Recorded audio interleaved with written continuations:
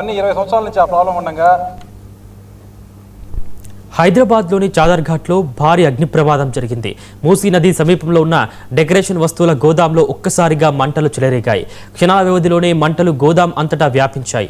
దట్టమైన పొగతో పాటు మంటలు పెద్ద ఎత్తున ఎగిసిపడటంతో స్థానికులు తీవ్ర భయాందోళనకు గురయ్యారు. సమాచారం అందుకున్న అగ్నిమాపక సిబ్బంది ఘటనా స్థలానికి చేరుకుని మంటలను అదుపు చేశారు.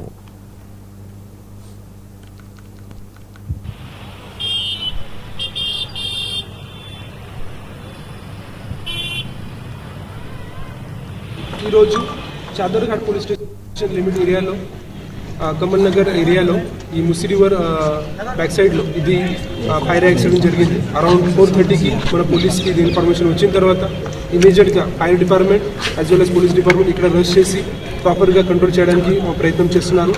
సో దాంట్లో లాస్ట్ 1 అవర్లో ఈ ప్రాపర్గా ఫైర్ కంట్రోల్లో కూడా వచ్చింది. దాంట్లో ప్రైమా ఫేసి మనకి ఇన్ఫర్మేషన్ వచ్చింది అంటే టోటల్ 7 షాప్స్ ఇక్కడ బర్న్ అయింది. దాంట్లో మోస్ట్లీ కార్ రిపేర్ షాప్స్ ఉన్నాయి. అట్ ద సేమ్ టైం ఈ ఫంక్షన్ హాల్ కోసం డెకరేషన్ కోసం ఏదైనా ఐటమ్స్ పెడుతున్నారు, అది కూడా షాప్స్ ఉన్నాయి. దాంట్లో ఈ ఆల్రెడీ ఫైర్ కంట్రోల్లో వచ్చింది. ఓన్లీ ఫైనాన్షియల్ లాస్ ఇప్పటివరకు జరిగింది. There is no human loss. ఇప్పటివరకు ఫైర్ ఇంజిన్ డిపార్ట్మెంట్ నుంచి ప్లస్ హైడ్రా డిపార్ట్మెంట్ నుంచి టోటల్ 7 ఫైర్ ఇంజిన్ ఇక్కడ రావడం జరిగింది. ఇంకా కూడా ఏదైనా ఫైర్ ఇంజిన్ రిక్వైర్ ఉంటే అది కూడా వస్తుంది. సో నేను అందరికీ ఆహ్వానం చేస్తున్నాను, మీ ప్రాపర్గా ఏదైనా రూమర్స్ పైన ఫోకస్ చేయండి.